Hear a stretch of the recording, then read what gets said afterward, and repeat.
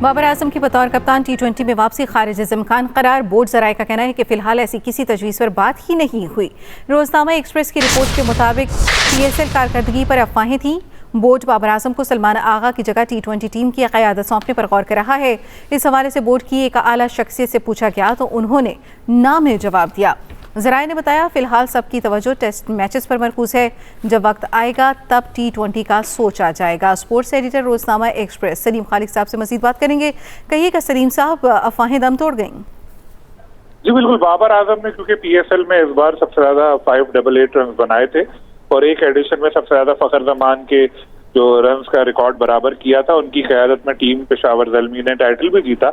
तो उसके बाद फिर बहुत ज्यादा ये र्यूमर चल रही थी कि बाबर को दोबारा एज कैप्टन T20 में लाया जाएगा और कुछ साबिक क्रिकेटर्स ने भी इस हवाले से बात की और बहुत ज्यादा एक किस्म की मुहिम सी आप समझे चल रही थी। जिसके बाद जब हमने इस हवाले से पाकिस्तान क्रिकेट बोर्ड के जो आला ज़राए हैं उनसे पूछा तो उन्होंने ये बताया कि ऐसा कोई इरादा नहीं है और बल्कि थिंक टैंक ने कोई इस तरह की बात ही नहीं की, क्योंकि टेस्ट चैंपियनशिप के मैचेस पाकिस्तान के चल रहे हैं ICC, तो उस पर अभी पूरी तवज्जो है और जब वक्त आएगा तब T20 का सोचा जाएगा। लेकिन क्योंकि T20 एक यंगस्टर्स का गेम है, जदीद अंदाज से खेलने वाले, तो PCB की यही तरजीह होगी कि यंगस्टर को ही मौका दिया जाए। माजी में जो व्हाइट बॉल कोच है माइक हैसन, उन्होंने भी मुखालफत की थी बाबर आजम को T20 खिलाने की, लेकिन हैरान कुन तौर पर इसके बावजूद उन्हें सेलेक्टर्स ने वर्ल्ड कप स्क्वाड में मुंतखब कर लिया था जो रवा साल हुआ, और जिसमें बाबर ने 6 मैचों में सिर्फ 91 रन ही बनाए थे और टीम की परफॉर्मेंस भी खराब रही थी।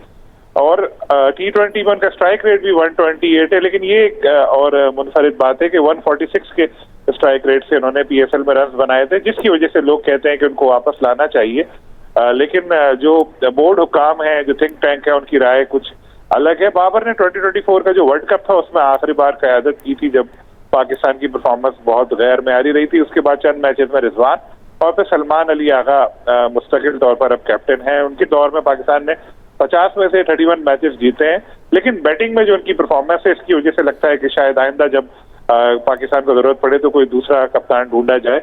और बाबर की कैप्टनसी में 85 में से 48 मैचेस पाकिस्तान ने जीते थे।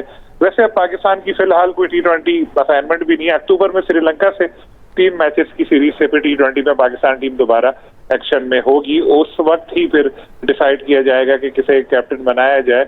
लेकिन कुछ ऐसे प्लेयर्स हैं जिनके नाम पर ऑलरेडी बोर्ड गौर कर रहा है, लेकिन चूंकि अभी जो टेस्ट मैचेस हैं या आगे वनडे होने ऑस्ट्रेलिया से, उनमें उनकी परफॉर्मेंस का जायजा लिया जाएगा, तब सोचा जाएगा कि क्या किया जाए। ठीक, सलीम खालिक, स्पोर्ट्स एडिटर रोजनामा एक्सप्रेस, बहुत शुक्रिया।